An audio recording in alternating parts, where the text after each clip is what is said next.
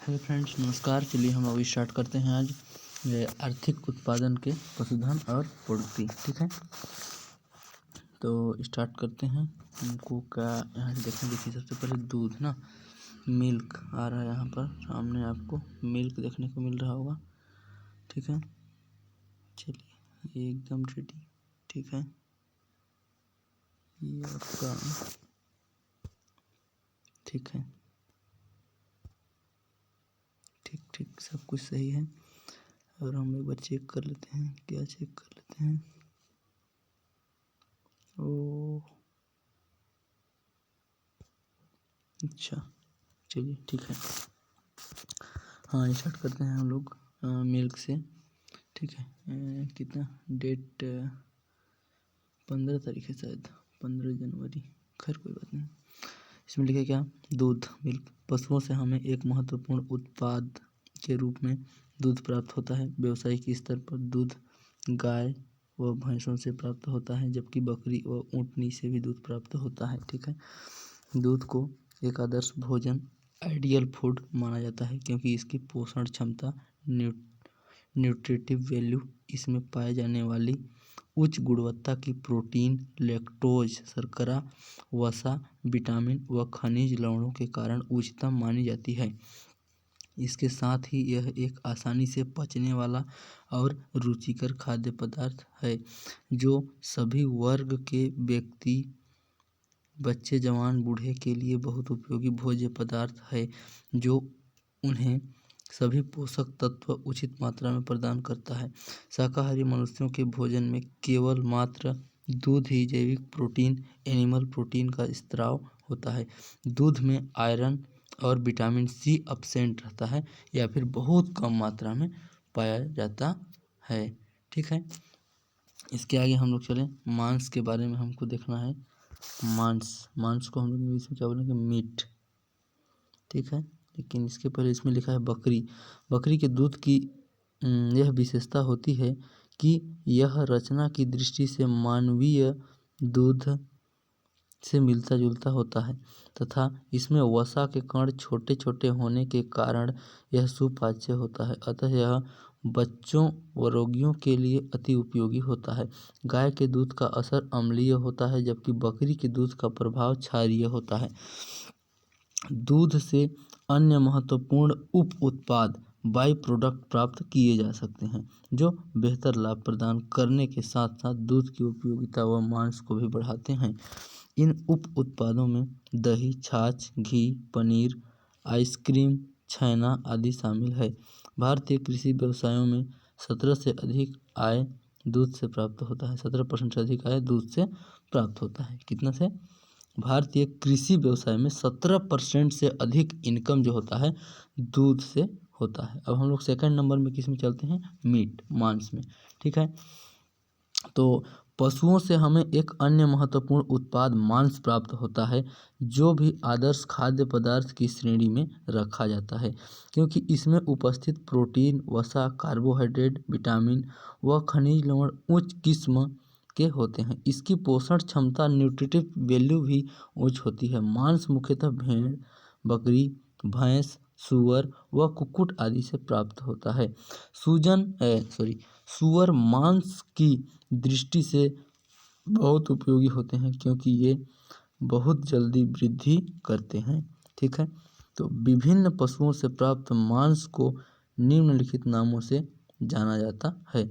Cattle, गोवंश। ठीक है, तो कैटल के मांस को हम किस नाम से जानते हैं, बीफ के नाम से जानते हैं, BEEF, बीफ। ठीक है, बुफेलो के मांस को किस नाम से जानते हैं, बुफेलो, BUFFON, वोफन। ठीक है, बुफेलो के मांस को जानते हैं। सीप मतलब भेड़, भेड़ के मांस को क्या बोलते हैं, मटन, MUTTON, मटन। गोट के मांस को क्या बोलते हैं, चिवॉन, CHEVON, चिवॉन। पिग के मांस को क्या बोला जाता है, पॉक बोला जाता है, पॉक, PORK, पॉक। ठीक है, उसके बाद पोल्ट्री के मांस को क्या बोला जाता है, चिकन। ठीक है, CHICKEN। ठीक है, चलिए इसके आगे हम चलते हैं थर्ड नंबर में, ऊन प्राप्ति। आर्थिक दृष्टि से हम लोग ऊन प्राप्त करते हैं पशुओं से। उसके बारे में डिटेल में देखेंगे। ठीक है, तो ऊन भेड़ों से प्राप्त होती है तथा भेड़ों की विभिन्न नस्लें अलग अलग प्रकार की ऊन प्रदान करती हैं। एक सेकंड ना, मैं सेट करता हूँ, ठीक रहेगा अब ना। ठीक है, ऊन भेड़ों से प्राप्त होती है तथा भेड़ों की विभिन्न नस्लें अलग अलग प्रकार की ऊन प्रदान करती हैं, जैसे ऊनी कपड़े बनाने के लिए बारीक व मुलायम ऊन, कंबल व गलीचे बनाने के लिए मोटी ऊन। उद्योग धंधों में ऊन की मांग उसकी गुणवत्ता के आधार पर होती है, अतः ऊन की गुणवत्ता दर्शाने के लिए प्रत्येक किस्म की ऊन को कुछ निर्धारित अंक दिए जाते हैं, जिन्हें क्वालिटी नंबर कहते हैं। भेड़ों से प्राप्त ऊन के स्वेटर, कंबल, कोट, गलीचे, टोपी आदि बनाए जाते हैं। राजस्थान की सभी देसी भेड़ों से प्राप्त ऊन कारपेट क्वालिटी की होती है। ये वर्ग मीटर गलीचा बनाने के लिए लगभग 800 ग्राम से 3 किलो तक ऊन काम में आ सकती है। क्या बोल रहे हैं यहाँ पर? एक वर्ग मीटर गलीचा बनाने के लिए लगभग 800 ग्राम से 3 किलो तक ऊन काम में आ सकती है। ठीक है, तो ऊन के बारे में समझ में आ गया कि ऊन हमको कहाँ से, भेड़ों से प्राप्त होती है। और हम लोग भेड़ से क्या कर सकते हैं, अलग अलग प्रजाति से, भेड़ों की अलग अलग प्रजाति से अलग अलग प्रकार के ऊन प्राप्त करते हैं। तो कुछ मुलायम ऊन होते हैं और कुछ क्या होते हैं, मोटे ऊन होते हैं। ठीक है, घोड़े से प्राप्त ऊन से स्वेटर, कंबल, कोट, टोपी आदि बनाए जाते हैं। सॉरी, घोड़ा बोलते हैं, मैंने यहाँ भेड़ लिखा है, भेड़। भेड़ों से प्राप्त ऊन से स्वेटर, कंबल, कोट, टोपी आदि बनाए जाते हैं। ठीक है, चलिए अब हम लोग 4th नंबर में चलते हैं, हेयर, बाल। बाल मुख्यतः ऊँट, बकरी, सूअर आदि से प्राप्त होते हैं।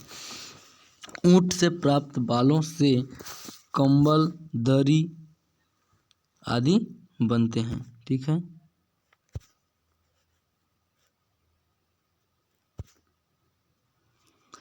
हाँ, क्या बोलता है कि बाल, ठीक ना, तो बाल मुख्यतः ऊँट, बकरी व सूअर आदि से प्राप्त होते हैं। ऊँट से प्राप्त बालों से कंबल, दरी आदि बनते हैं।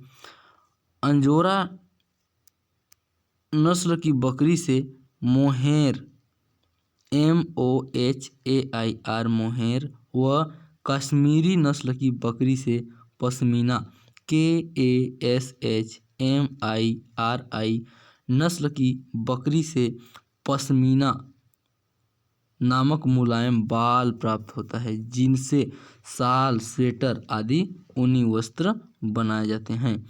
बालों के मोटे कंबल, रस्सियाँ, अनाज भरने की बोरियां बनाई जाती हैं। बालों से क्या बनते हैं, मोटे कंबल बनाए जाते हैं, रस्सियां बनाई जाती हैं, अनाज भरने की बोरियां बनाई जाती हैं। ऊँट और सूअर से प्राप्त बालों से विभिन्न प्रकार की ब्रश बनाई जाती हैं, जो पॉलिश, ग्रूमिंग आदि के काम आती हैं। ठीक है, तो बाल के बारे में आप समझ गए होंगे कि बाल मुख्यतः बकरी, ऊँट और सूअर से मिलते हैं। ठीक है, तो ऊँट से प्राप्त बालों के कंबल, दरी आदि बनता है। ठीक है, अब हम लोग इसके आगे चलेंगे 5 नंबर में, स्किन एंड हाइड। ठीक है, स्किन एंड हाइड, पशु की मृत्यु के पश्चात उसकी खाल उतार कर चमड़ा बनाने के काम में ली जाती है। पशु की मृत्यु के पश्चात उसकी खाल उतार कर चमड़ा बनाने के काम में ली जाती है। यह सभी प्रकार के पशुओं जैसे गाय, भैंस, भेड़, बकरी, घोड़ा, ऊँट व सूअर से प्राप्त होती है तथा इसका उपयोग चमड़ा उद्योग में जूते, चप्पल, बैग, बेल्ट, जैकेट व खेल सामग्री आदि बनाने में किया जाता है। ठीक है, तो आपका हाँ, अच्छा यहाँ पर कुछ छूट गया था ना, गोट के ब्रीड अंगोरा, अंगोरा की बकरी से मोहेर व कश्मीरी ब्रीड के बकरी से पश्मीना नामक मुलायम बाल प्राप्त होता है, जिनसे शाल, स्वेटर आदि ऊनी वस्त्र बनाए जाते हैं। बालों से मोटे कंबल और रस्सियाँ व अनाज भरने की बोरे बनाई जाती हैं। ठीक है, चलिए 5वां नंबर में आते हैं। स्किन हम के बारे में हमने देख लिया है, चमड़ा के बारे में है ना। पशुओं की मृत्यु के पश्चात उसकी खाल को उतार कर चमड़ा बनाने के काम में ली जाती है। यह सभी प्रकार के पशुओं जैसे गाय, भैंस, है ना, गाय, भैंस, भेड़, बकरी, ऊंट, सूअर, ये सबसे प्राप्त होता है, इसका उपयोग किया जाता है। ठीक है, चलिए आगे देखें। आगे यहाँ पर लिखा है चमड़ा उद्योग में जूते, चप्पल, बैग, बेल्ट, जैकेट और आपका खेल सामग्री आदि बनाए जाते हैं। ठीक है, इसके बाद आ गया आपका एग्स अंडा। पोल्ट्री से हमें अंडे प्राप्त होते हैं, जिनका व्यावसायिक स्तर पर पोल्ट्री फार्म में उत्पादन किया जाता है। अंडों में भी उच्च गुणवत्ता की प्रोटीन, वसा, कार्बोहाइड्रेट, विटामिन्स व खनिज लवण पाए जाते हैं। ठीक है,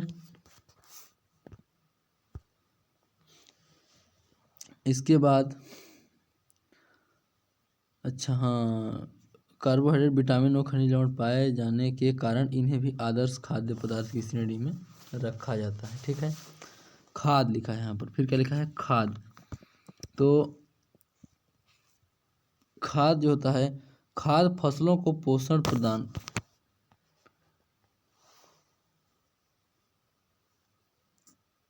प्रॉब्लम हो जाएगा, 1 मिनट, इसी में गड़बड़ हो जाएगा, ये ठीक है। ठीक है, खाद, अब हमको क्या देखना है, खाद ना। चलिए तो हम खाद देख लेते हैं, 1 मिनट। खाद ना, गाय भैंस के गोबर से खाद मिलता है। क्या लिखा है यहाँ पर, खाद फसलों को पोषण प्रदान करने की एवं उनकी वृद्धि के लिए अति आवश्यक है। पशुओं से प्राप्त कार्बनिक खाद में सभी प्रकार के पोषक तत्वों की उचित मात्रा उपलब्ध होती है, जो पेड़ पौधों की वृद्धि के काम आती है। खाद हमें मुख्यतः गाय, भैंस, भेड़, बकरी से प्राप्त होती है। ठीक है, हालांकि गोबर की खाद की तुलना में भेड़ की मैंगनी फेशियल बाल्स में नाइट्रोजन और पोटास की मात्रा लगभग दुगनी होती है, परंतु अधिक उपलब्धता के कारण गोबर की खाद ज़्यादा काम में ली जाती है। गोबर की खाद द्वारा तैयार कृषि उत्पाद एवं सब्जियां आदि महंगे दामों पर बिकते हैं।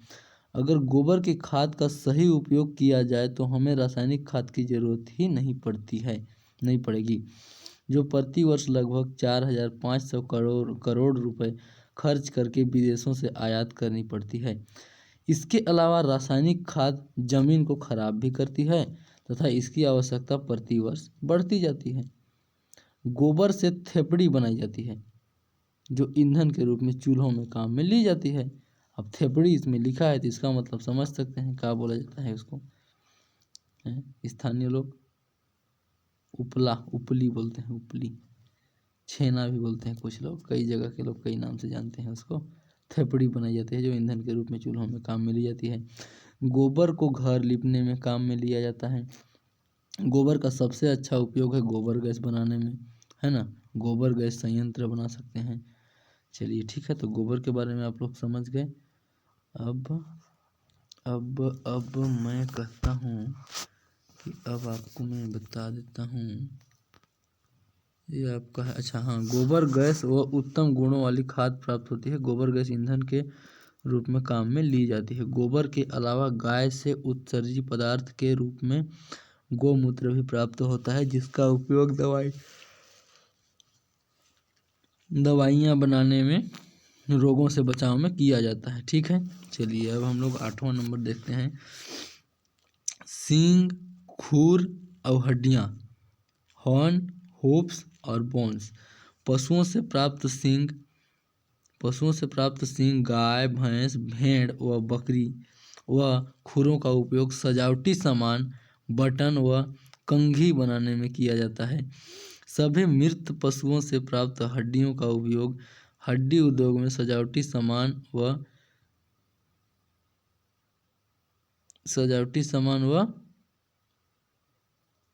लास्ट में क्या लिखा है,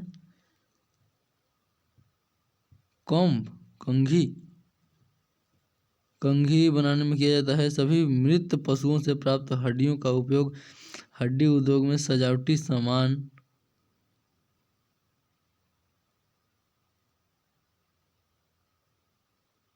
और सींग खुर का उपयोग सजावटी सामान और कंघी आदि बनाने में किया जाता है। बस इतना काफ़ी है जानना, ठीक ना। अब इसके आगे कुछ और है क्या, नहीं है ना। एक सेकेंड, हम क्या करते हैं, हाँ, dentition and ageing in animals, ठीक है। Dentition and ageing in animals, ठीक है। तो हम एजिंग देखते हैं सबसे पहले, ठीक ना। एजिंग देखेंगे तो ये एजिंग में लिखा है कि ageing means to know about age, मतलब क्या करना, एज का जानकारी।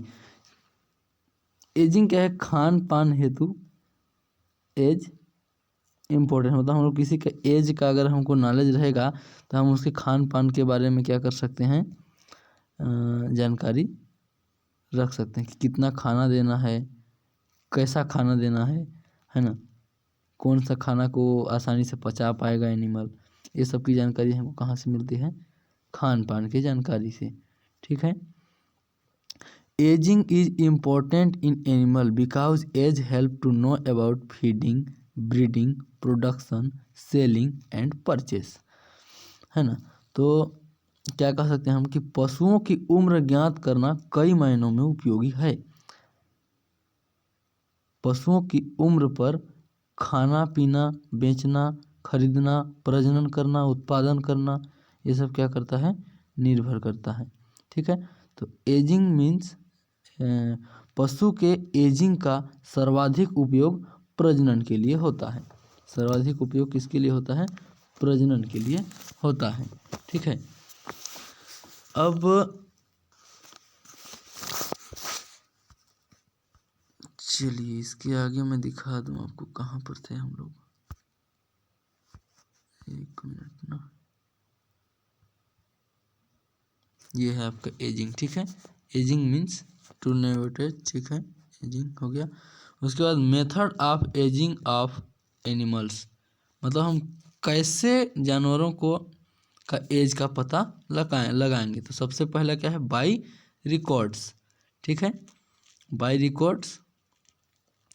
उसके बाद दूसरा में क्या है, by observing animals physical condition, हम लोग फिजिकली देखेंगे जानवर को, उसके बॉडी को देखेंगे और उसके टीथ वगैरह को फिजिकली देख के हम लोग अनुमान लगाएंगे कि ये कितने एज का है, ठीक है। और by examination of their hoops, उसके खुर को भी देख के थोड़ा हम अनुमान लगाएंगे कि जानवर का कितना एज हुआ है। By horn rings, by horn rings मतलब जो सींग होता है उसमें रिंग बने होते हैं, तो उससे भी हम देखेंगे कि रिंग को गिन के बताएंगे कि कितने एज का हो गया है एनिमल, ठीक है। और बाई डेंटिशन, दांतों की संरचना, ठीक है, दांतों की संरचना को भी देख के हम बताएंगे, ठीक है। तो सबसे पहला क्या है, बाई रिकॉर्ड्स। तो बाई रिकॉर्ड्स में क्या करेंगे, डेट ऑफ बर्थ हम लिख सकते हैं। जब हमारा एनिमल्स का जन्म होगा तो हम क्या करेंगे, उसका हम लोग डेट ऑफ बर्थ लिख लेंगे। सबसे आसान तरीका यही है, देखिए इसमें क्या किया जाता है, पशु की उम्र का सही रूप से पता किया जा सकता है, ठीक है। डेयरी फार्म जो होता है ना, गौशाला वगैरह, वहाँ पर इसी तरीका का उपयोग किया जाता है, ठीक ना। मस्त किसी भी एनिमल का जन्म हुआ, हम अपना डेट लिख लिए, उसका डेट ऑफ बर्थ, और उसके आधार पर हम अनुमान लगा लिए कितने साल के बाद कितने साल का वो हो जाएगा, है ना। उसका सारा डिटेल हम लोग उसके डेट ऑफ बर्थ लिखते हैं तो निकल जाता है। सबसे इजी मेथड है, डेयरी फार्म में इसी का इस्तेमाल किया जाता है। चलिए दूसरा तरीका देखते हैं, by seeing animal physical condition, by seeing animal physical condition. तो ये बहुत कठिन प्रक्रिया है, इससे मात्र तुक्का लगा सकते हैं। ठीक है, केवल क्या कर सकते हैं, मात्र हम लोग तुक्का लगा सकते हैं। जैसे जो जवान एनिमल होते हैं ना, उनका जो आँख होता है ना वो चमकता है, चमकीला दिखता है, ठीक ना।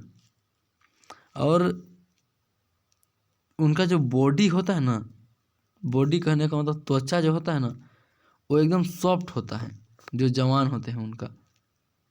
और उनका सींग जो होता है, हॉर्न, हॉर्न क्या होता है, चमकदार होता है। ठीक है, चिकना होता है, चिकना तो नहीं कहेंगे, चमकदार कह सकते हैं, ठीक ना। और जो लोग बूढ़े होते हैं, ओल्ड एनिमल जो होते हैं, उनका सींग जो होता है वो खुरदरा होता है। उसके बाद चमकदार भी नहीं होता है उनका सींग हो गया आपका।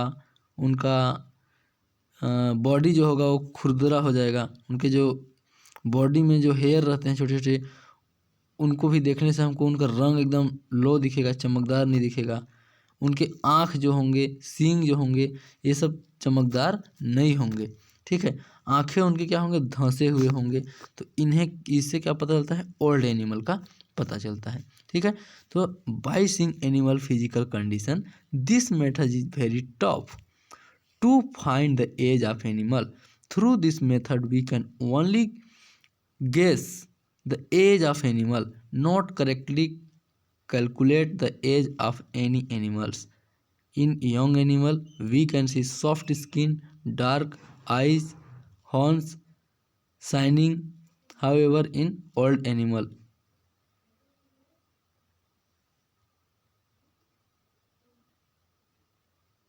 ठीक है, wrinkled skin without dark eyes। आगे चलें। by examination of their hoofs, by examination of their hoofs मतलब हम लोग खूर को देख के कैसे पता करेंगे कि जो जानवर है उसका एज कितना हुआ है। तो इसमें का हम कर सकते हैं अंदाज़ा, अंदाज़ा खूर को देखकर हम लोग बता सकते हैं कि जो जवान जानवर होगा उसका खूर जो होगा छोटा होगा और चमकदार होगा। सतह जो होगा उसका ऊपरी सतह जो होगा क्या होगा, चिकना होगा। ठीक है, और जो ओल्ड जानवर होगा उसका खूर एकदम खुरदरा होगा। ठीक है, और बड़ा होगा अपेक्षाकृत। इस मेथड से हम लोग क्या कर सकते हैं, केवल अंदाज लगा सकेंगे, एग्जैक्ट हम लोग एज नहीं बता पाएंगे। ठीक है, उसका खूर जो होगा चमकदार नहीं होगा अगर तो वो ओल्ड है, मतलब बूढ़ा है, ऐसा कह सकते हैं। ठीक है, तो through this method also we can only guess the age of animal in young animal. Hoofs are small and shining, है ना, छोटे जानवरों के क्या होंगे, चमकदार होंगे।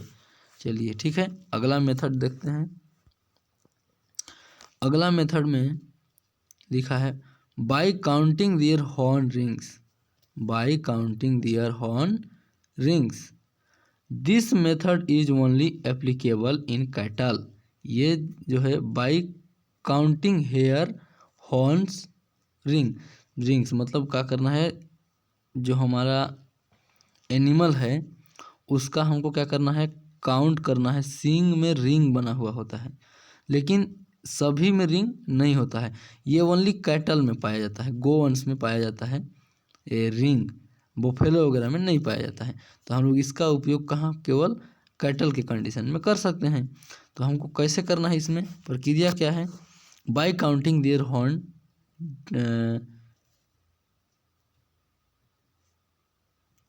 रिंग्स ना।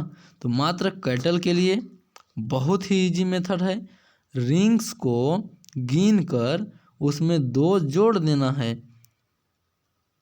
फिर फाइनल जो आपको मिलेगा वही उसका एज हो जाएगा। मान लीजिए, अच्छा एक फार्मूला है इसका, age of cattle equal to number of rings plus 2 year. अगर किसी कैटल के सींग में हमको दो ठो रिंग मिल जाता है, मान लीजिए 2 ठो रिंग अगर मिल गया तो वो उसको 2 और उसमें 2 जोड़ देना है, तो क्या हो जाएगा, 4 साल का हो जाएगा, है ना। अगर 2 ठो रिंग मिलता है किसी कैटल के सींग में तो उसमें 2 और जोड़ देंगे तो हो जाएगा 4। In cattle first ring are formed at the age of 3 year. अगर किसी कैटल में, किसी गाय में एक रिंग मिलता है तो एक रिंग मिलेगा प्लस 2 उसमें जोड़ देंगे तो 3 साल उसका क्या हो जाएगा, एज हो जाएगा। ठीक है, तो this method is only applicable in cattle, however this is very easy method.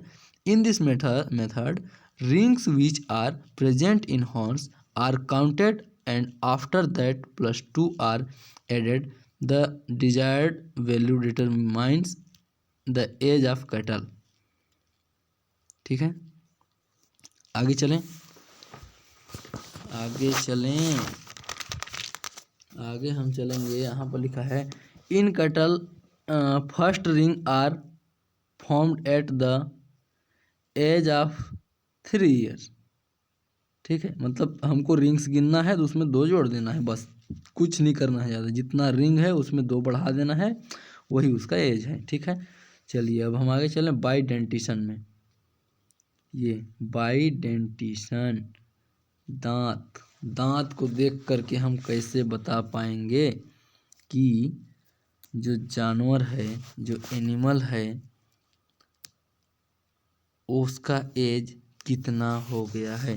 तो एक बार हम लोग डिटेल में इसको देखते हैं। जो दांत आपको दिख रहा होगा, एक सेकंड में जिसको जूम करने का कोशिश करता हूँ।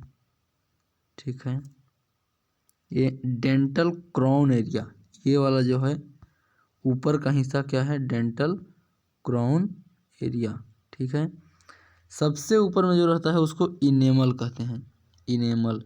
उसके बाद उसके अंदर जो होता है उसको डेंटिन कहते हैं, डेंटिन। और इधर गम भी है, डेंटल पल्प है अंदर में। उसके बाद सेमेंटम भी है। उसके बाद periodontal ligaments, alveolar bone, tooth root area, dental crown area. ठीक है,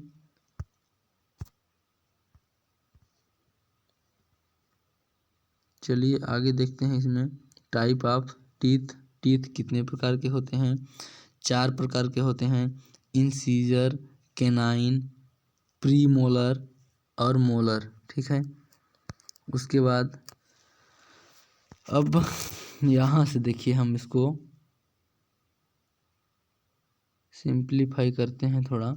बाई डेंटिशन थ्रू इरोप्शन और through degree of wearing of incisors to front teeth are used for determining the age of animal. Mostly lower jaw teeth are used for calculating the age of animals। ठीक है, क्या बोलता है कि जो front के teeth के घिसने से पता चलता है, हमको किससे पता चलता है, फ्रंट के टीथ के घिसने से पता चलता है।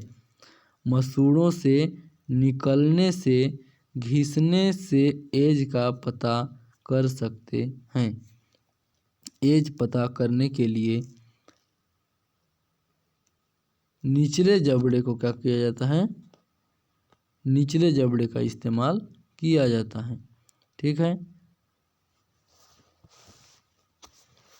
निचले जबड़े का उपयोग किया जाता है। Dental formula of animals, ruminants, permanent teeth. Ruminant जानवर जो होते हैं उनमें पहले दूध का दांत निकलता है, उसके बाद परमानेंट दांत निकलता है। ठीक है, तो परमानेंट दांत जो रहता है उनका संख्या 0033 अपान 4033 रहता है। टोटल 32 रूमिनेंट्स का है। ठीक है, हॉर्स के कंडीशन में क्या होगा, 3133/3133 होता है, 40 टोटल। पिग के केस में क्या होता है, 3143 3143, इस टाइप से पिग के केस में होता है। अब यहाँ लिखा है गोवंश व भैंस में दंत विन्यास डेंटिशन के आधार पर उम्र का निर्धारण। ठीक है, गाय व भैंसों का डेंटिशन समान होता है। वह एक सेकेंड गलती हो गया, चलिए सॉरी, कोई बात नहीं। डेंटिशन की बात है तो अस्थायी गाय भैंस का डेंटिशन समान होता है। वह उनके दांतों में उम्र के अनुसार होने वाले परिवर्तन लगभग समान नहीं होते हैं, अतः उनकी उम्र का निर्धारण भी समान रूप से किया जा सकता है। डेंटिशन, ठीक है। उसके बाद अस्थायी इक्वल टू 2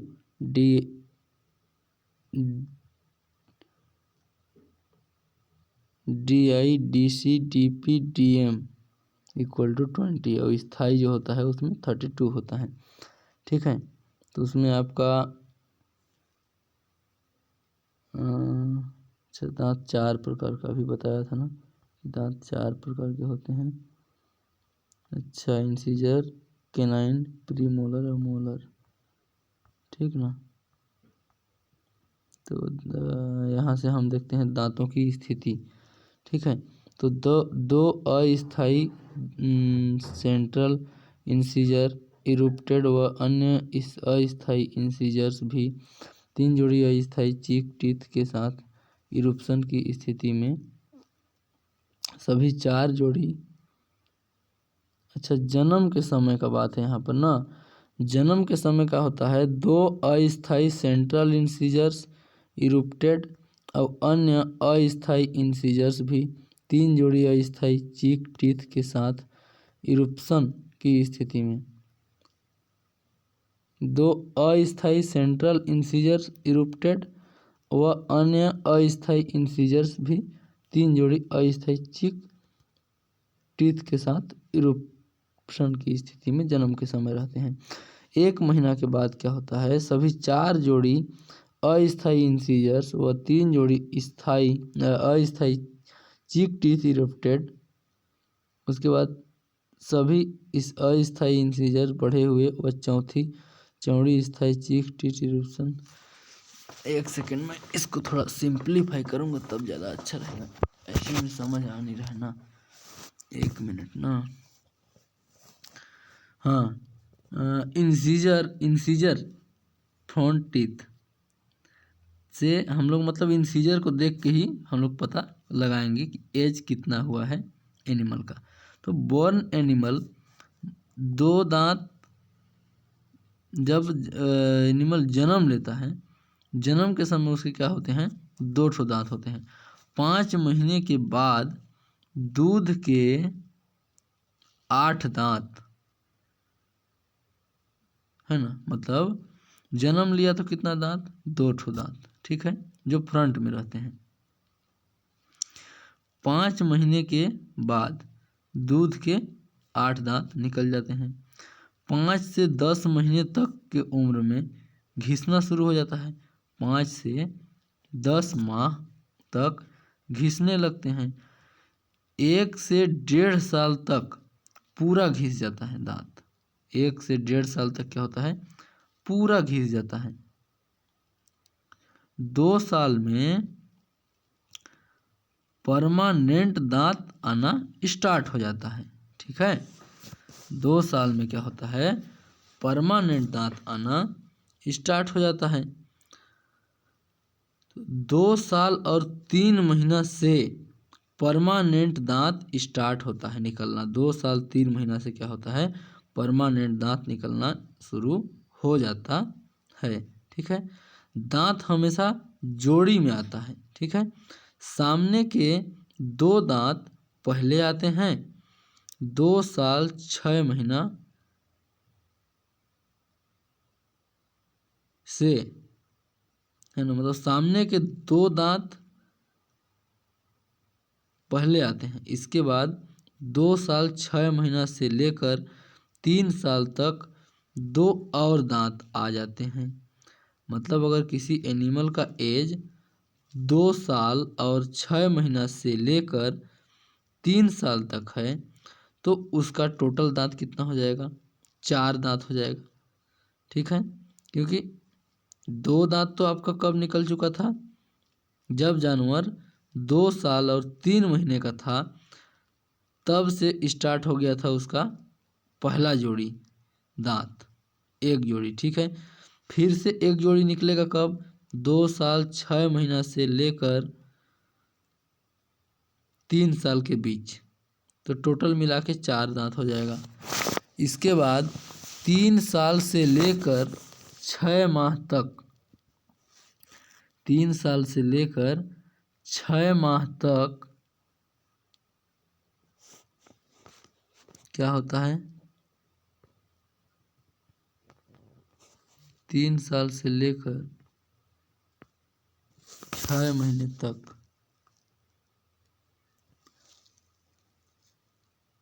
3 साल 6 महीना तक 6 दांत हो जाते हैं टोटल। एनिमल का एज अगर 3 वर्ष और 6 महीना हो गया तो दांतों की संख्या कितना हो जाएगी, 6 हो जाएगी, ठीक है। इसके बाद 3 साल 6 महीना से लेकर 4 साल तक फुल माउथ 8 दांत टोटल आ जाते हैं।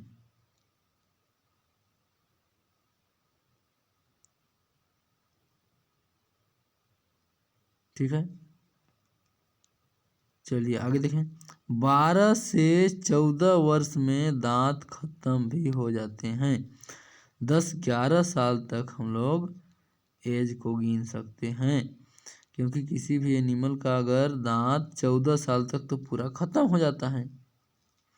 तो जब 14 साल की उम्र में दांत पूरा खत्म हो जाएगा तो हम लोग कैसे पता लगा पाएंगे कि ये जानवर का एज कितना है। तो इसके लिए क्या है कि 10 से 11 साल तक जिसका उम्र है, मात्र उसी जानवर का हम लोग क्या कर सकते हैं, पता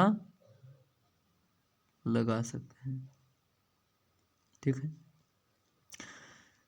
6 से 7 साल में 2 दांत घिसे हुए मिलेंगे। 6 साल से अगर 7 साल किसी जानवर को हुआ है तो उसका क्या होगा, 2 दांत घिसा हुआ दिखेगा। वाइट दूध और परमानेंट, अच्छा, जो दूध का दांत होता है ना वो एकदम वाइट होता है, सफ़ेद होता है, और जो परमानेंट दांत जो होता है उसमें हल्का पीलापन होता है, ठीक है। चलिए ठीक है, इसके आगे चलें। ये आपको फिगर दिख रहा होगा, 2 साल से कम का उम्र वाला देख पा रहे होंगे आप लोग। 2 साल से कम उम्र का है तो 2 दांत दिख रहा है, ठीक है। 2 वर्ष 3 महीने में कैसा है, 2 वर्ष 6 महीने के बाद कैसा है, 3 साल तक, 3 साल से 3.5 साल तक कैसा है, 3 साल से 3.5 से 4 साल तक कैसा है। सबको कंडीशन के हिसाब से यहाँ पर पिक्चर क्या है बनाया हुआ है, कोई दिक्कत नहीं होगा इसमें। उसके बाद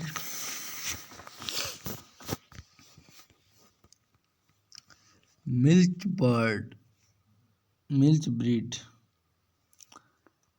है ना। प्रथम स्थायी लेटरल इंसीजर्स वियरिंग के कारण छोटे होने लगते हैं, द्वितीय स्थायी लेटरल इंसीजर भी छोटे होने लग जाते हैं। चलो आगे देखते हैं। स्थायी कॉर्नर इंसीजर्स भी वियरिंग के कारण छोटे होते हैं, उनका एक इनेमल कपनुमा हो जाता है।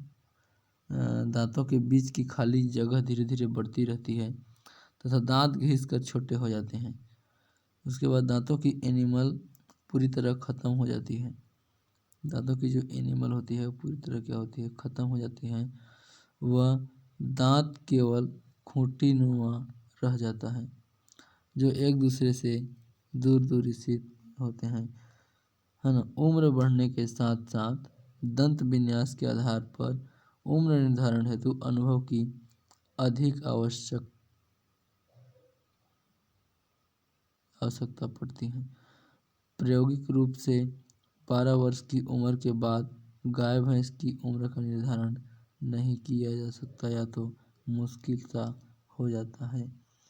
ये आप देख पा रहे होंगे जानवर का दांत यहाँ पर दिख रहा है। ठीक है, ये देखिए,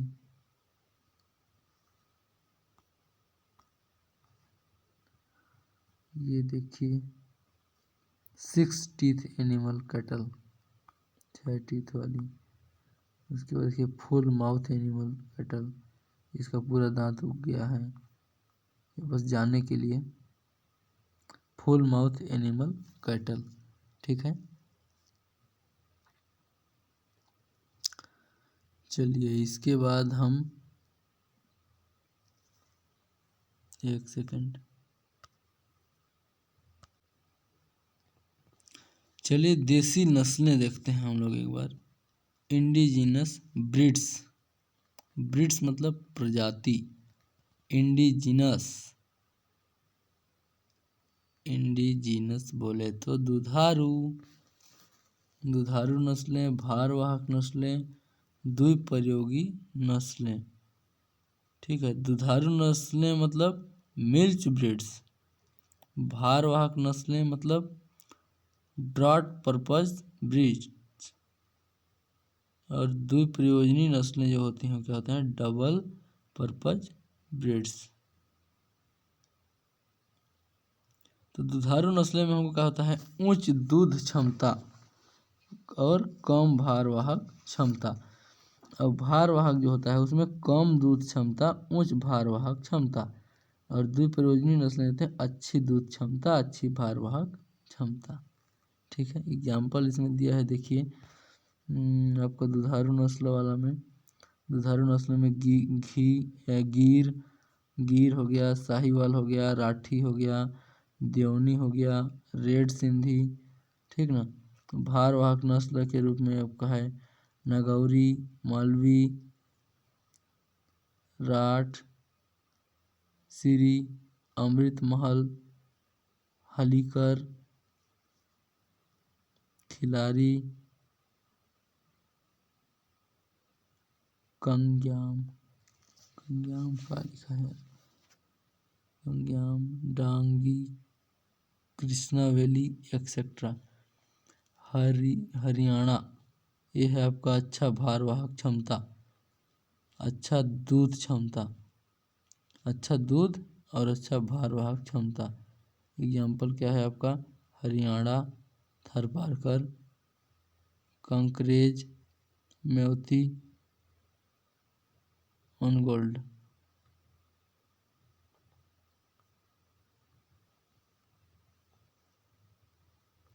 मिल्च ब्रीड्स, ठीक है, मिल्च ब्रीड्स ना, देसी नस्लें समझ में आ गया। ये आपको उच्च भारवाहक क्षमता, कम दूध क्षमता वाले हैं सब। ठीक, मिल्च ब्रीड्स। चलिए मिल्क ब्रीड्स में हम देख लेते हैं गिर। मिल्च ब्रीड्स में हम देख लेते हैं गिर। गिर कहाँ का है, गुजरात का। जी फॉर गुजरात और G for Gir. Most of the Gir animal are pure red through some are speckled red, horns are peculiarly curved. Female इधर है और मेल इधर है, आपको दिख रहा होगा, क्या दिख रहा होगा आपको, गुजरात ओरिजिन का रहने वाला है।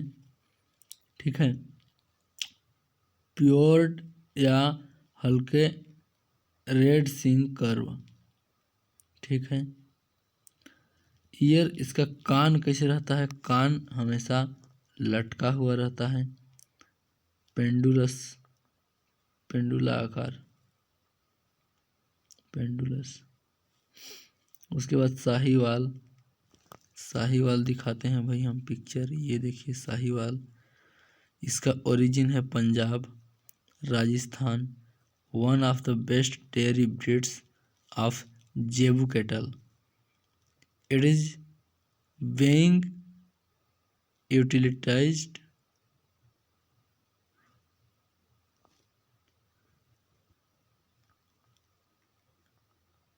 brownish male female।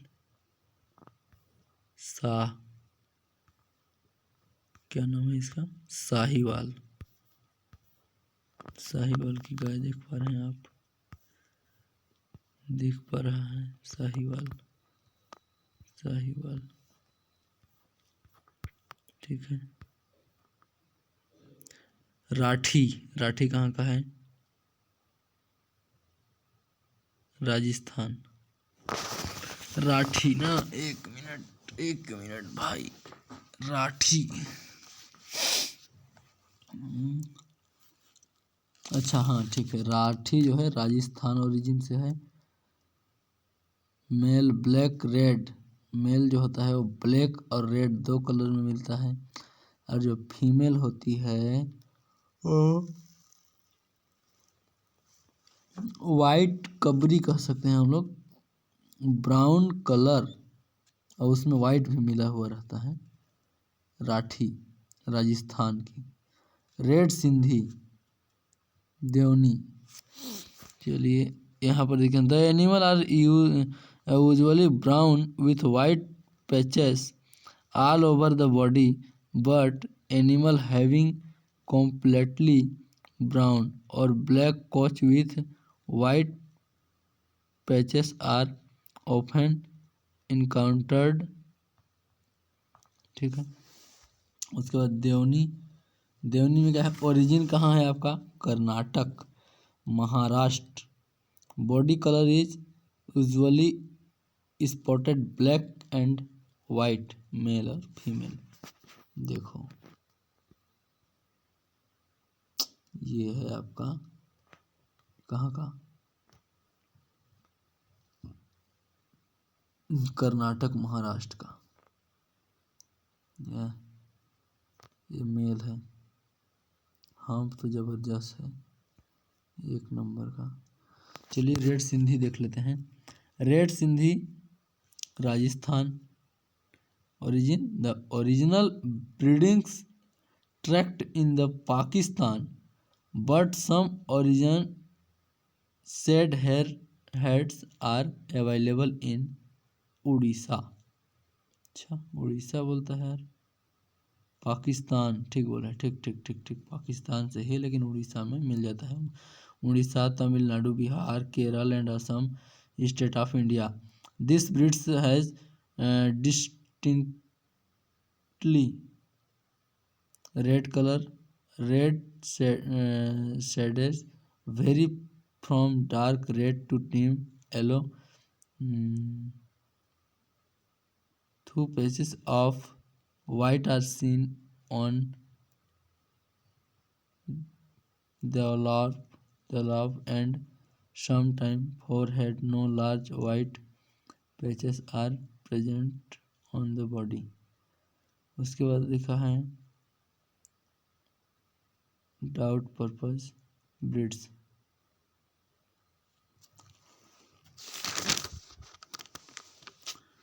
भारवाहक Nagori Rajasthan. भारवाहक बोला जा रहा है, क्या बोला जा रहा है? भारवाहक, ठीक है। तो Nagori origin home tract is Nagaur district, but animal are also found in adjoining Jodhpur district and Nokha tehsil of Bikaner district. ये देखो नागौरी के बारे में देख लो, राजस्थान के हैं। नागौरी नागौरी नागौरी रे, ये नागौरी देख लिए। अमृत महल दिखाने चलते हैं आपको हम। अरे मालवी नहीं देखोगे क्या? दिखा दो भैया, मालवी दिखा दो। मध्य प्रदेश की है। Well known for quick transportation, endurance and ability of carry heavy load on rough roads।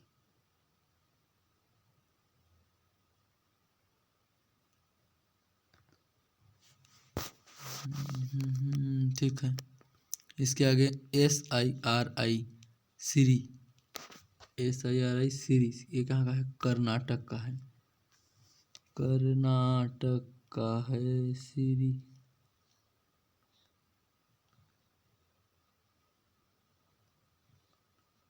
अरे, ये है आपका कर्नाटक सिरी।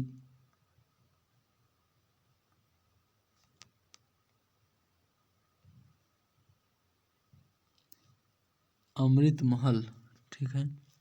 अमृत महल जो होता है ओरिजिन कहाँ का है? कर्नाटक का है। Famous drought breeds known for its power and endurance animals are fiery and active. Bull ox are especially suited for trotting and quick transportation. Amrit Mahal, Amrit Mahal का लक्षण पूछ देगा तो बड़ा दिक्कत रहेगा ना। इनका सींग देख रहे हो कैसा है अमृत महल का। चलो सीरी देखते हैं। हलिकर, हलिकर आंध्र प्रदेश का है, ठीक। तो origin the Hallikar breeds of cattle is distributed in almost all the district of south के Karnataka and is also found in adjoining areas of Andhra Pradesh and Tamil Nadu state. ये वाला सब मिलत कहाँ है निठे। खिलारी ओरिजिन कहाँ है? कर्नाटका महाराष्ट्र। खिलाड़ी का क्या है यहाँ? ओरिजिन क्या है? ओरिजिन कर्नाटका महाराष्ट्र, ठीक है। पिक्चर देख सकते हो, महाराष्ट्र कर्नाटक।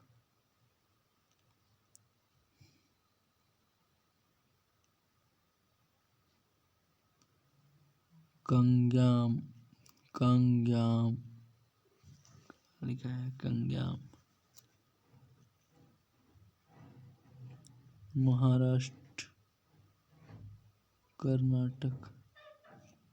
तमिलनाडु इसका होता है ना, कंग्याम, कंग्याम तमिलनाडु। तमिलनाडु का देख लो चित्र, सिंह तो पहले जैसा है। डबल पर्पज ब्रिड्स, अब दुई उद्देश्य आ गया। अब Haryana, Haryana, Haryana, Haryana is a prominent double purpose breeds of North India. VD spread into Gangetic plant. It is primary reeds for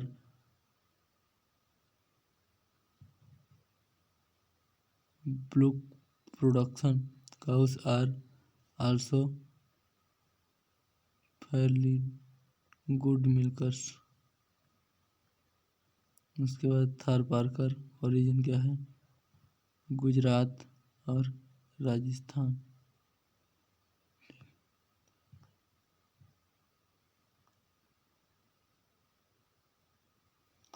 male female दोनों दिखाया है इसका। गुजरात राजस्थान, थार पारकर है, थार पारकर, थार पारकर। थार पारकर में तो सिंह नहीं है यार। कांकरेज गुजरात राजस्थान के हैं। हैवीएस्ट ब्रीड ऑफ कैटल, सबसे दमदार cattle Kankrej Gujarat Rajasthan. Heaviest breeds of cattle, सबसे हैवी क्या है कैटल का? सबसे हैवी कांकरेज, कांकरेज, कांकरेज सबसे heavy. Exotic, exotic breeds HF Holstein Friesian Jersey Ayrshire brown Swiss red Dane. HF का होता है origin Holland Netherlands.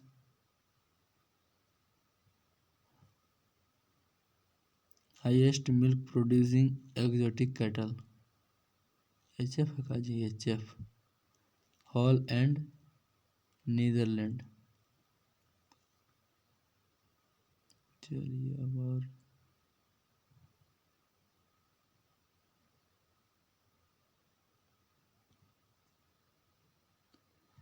Jersey इसके बाद ना। अच्छा HF ना हो गया ना, ओरिजिन का है हॉल and Netherlands, highest milk producing exotic cattle. ठीक है, उसके बाद जर्सी ओरिजिन है यूनाइटेड किंगडम। ठीक है, उसके बाद आयरशायर हो गया आपका origin Scotland, most beautiful dairy breeds of cattle. उसके बाद हो गया ब्राउन स्वीट्स रेड डेन। ठीक है, उसके बाद classification of buffalo breeds, Murrah group में हो जाएगा, मुर्रा, नीली रवि, कुंडी, गुजरात ब्रीड्स, मेहसाना सुरती, जफराबादी, है ना। उत्तर प्रदेश में वन आपका भदौरी, दूसरा हो गया तराई, और उधर में गुजरात ब्रीड्स में हो गया महेश सुरती, जफराबादी। ठीक है, इसके बाद डी नंबर, सी नंबर देख लिए, ए नंबर में मुर्रा ग्रुप में देख लिए मुर्रा, नीली रवि, कुंडी। उसके बाद डी नंबर में मिड आई India, Nagpuri, Kalahandi, Pandharpuri, Sambalpur, Jerangi, Manda, south India, Toda, south Kanara. Murrah जो होता है origin Haryana, Delhi, jet black, Haryana और दिल्ली ना, jet black colour, tightly curled horns, Jafarabadi heaviest breeds of buffalo, Jafarabadi heaviest breeds of buffalo. Nili Ravi, white markings on forehead, face, muzzle, legs and tail. The most desired character of female is the position of these white marking known as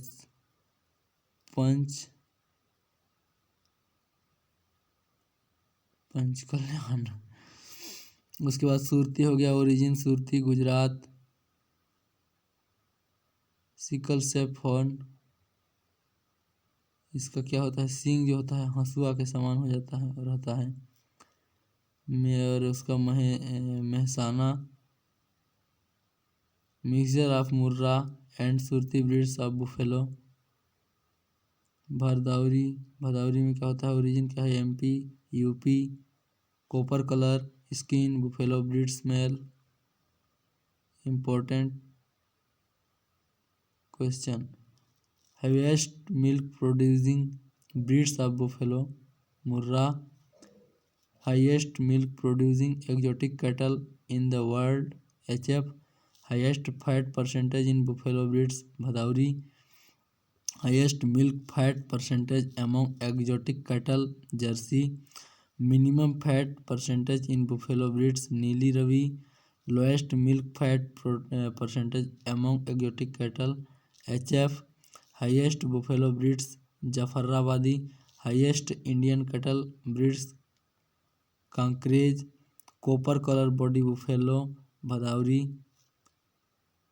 उसके बाद है best beef breeds among desi cattle Gir, highest disease resistance and colour changes properly for Parkar, best dual purpose breeds Haryana cattle with pure white colour angle, best draught purpose breed of cattle Amrit Mahal. उसके बाद cross breeds cattle जरसिंधी, मतलब Jersey और red Sindhi को मिला देंगे तो Jersind. Brown Sind, brown Swiss and red Sindhi, और Jarthar Jersey, Tharparkar, ठीक है। और फ्रिसवाल का होता है HF, और Sahiwal Karan Swiss, brown Swiss and Sahiwal, और Karan Fries HF plus Tharparkar, ठीक है। तो आज के लिए बस इतना। Thank you.